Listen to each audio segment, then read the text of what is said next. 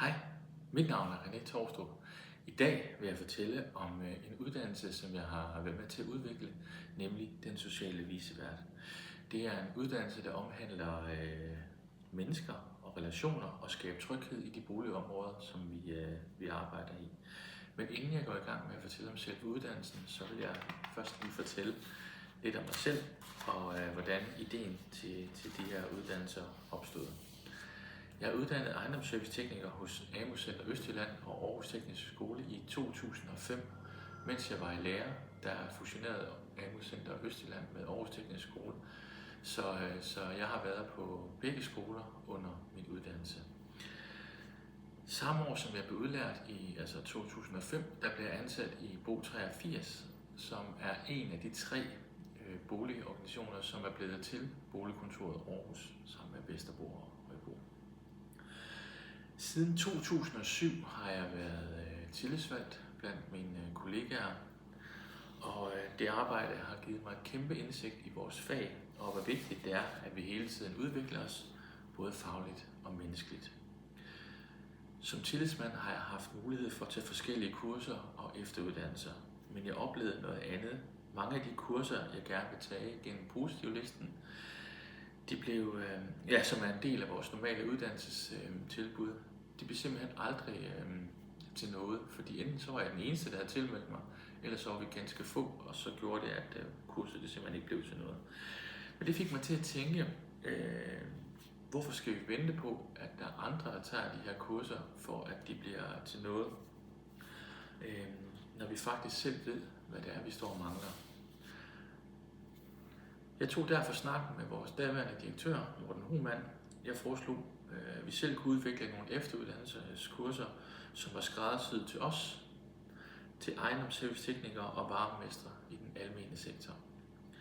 Vi var ret hurtigt enige om, at uddannelserne skulle afsluttes med en test, og derefter også et diplom. Vi tog det med i virksomhedsnævnet, hvor jeg præsenterede vores idéer og tanker. Et fælles virksomhedsnævn var enige om, at det skulle vi da gå videre med. Efter en god og kreativ brainstorm endte vi med 3 nye uddannelser. Den første blev varmemesteroverbygningen, som skulle give en dybere teknisk forståelse af drift og energi og bygningens funktion. Den anden blev bæredygtighed, fordi vi som ejendomsserviceteknikere står midt i den grønne omstilling, og vores arbejde spiller en vigtig rolle i at reducere energiforbrug og CO2-udledning. Og den tredje, og måske mest menneskelige, og så den, vi snakker om i dag, den sociale vicevært.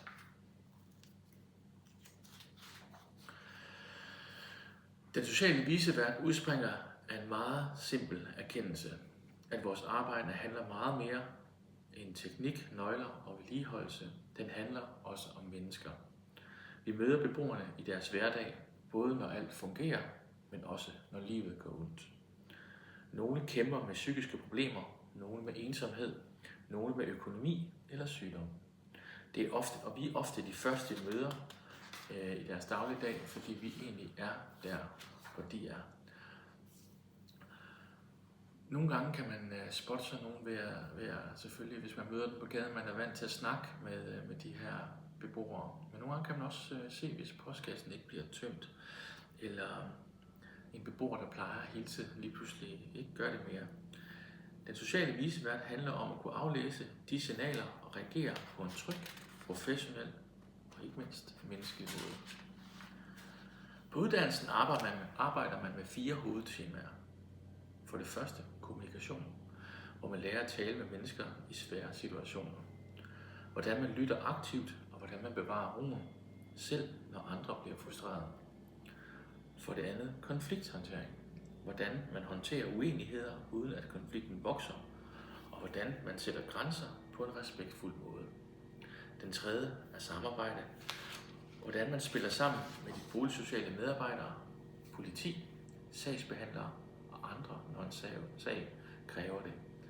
Den fjerde, og måske vigtigst, er egenomsorg. Hvordan man passer på sig selv i jobbet, så man ikke selv bliver slidt mentalt.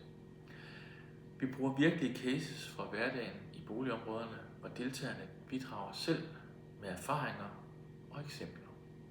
Det gør undervisningen meget mere praksisnær og relevant. Mange siger bagefter, at at de har fået et helt nyt sprog for noget, de egentlig allerede gjorde, men de egentlig aldrig har sat ord på. Den sociale vicevært gør en forskel, fordi vi anerkender det, som vi ejendomsserviceteknikere ofte gør intuitivt. Vi ser på menneskerne bag døren, vi skaber tryghed bare ved at være til stede. Men med uddannelsen får vi værktøjer til at gøre det endnu bedre, og til at folk kunne reagere rigtigt på, når det er noget, der er rigtig alvorligt. Vi lærer, at vi ikke skal være socialrådgivere, men vi kan være bindeledet. Vi kan være dem, der ser, der spørger og får sat den rigtige indsats ind. Det handler i virkeligheden om at være mennesket blandt mennesker, og som forstå, at vores arbejde har både en teknisk og en social dimension. Efter de første hold på den sociale vicevært fortalte mange af deltagerne om, at de oplevede et markant løft i deres hverdag. De følte sig bedre klædt på til de svære situationer. Samtidig oplevede de større arbejdsglæde, større samarbejde, både med kollegaer, men også med beboere. Flere sagde, at uddannelsen ikke bare har givet dem nye kompetencer, men den har også givet dem en ny forståelse af sig selv og deres rolle. Ofte er det præcis det, der var meningen. Det er præcis det, der var meningen. For når vi som ejendomsserviceteknikere forstår vores betydning for trygheden i et boligområde, vokser både stoltheden og engagementet. Jeg håber, at den sociale vicevært bliver et fast tilbud, ikke bare i boligkontoret Aarhus, men også i andre boligorganisationer. Det er en investering i mennesker, og det er en investering i tryghed. For det, der i den sidste ende skaber gode boligområder, ikke kun mursten, renoveringer og energibesparelser, det er de mennesker, der bor der. Og med respekt, forståelse og faglighed kan man møde dem hver evig eneste dag i vores områder. Og det er præcis det, den sociale vicevært handler om. Altså at styrke vores evne til at møde beboere med empati, og samtidig havde de faglige redskaber til at gøre os trygge i rollen. Som sagt, jeg hedder René Torstrup, og jeg vil rigtig gerne takke jer alle sammen for, at I har givet og lyttet til mig her de sidste små 7 minutter.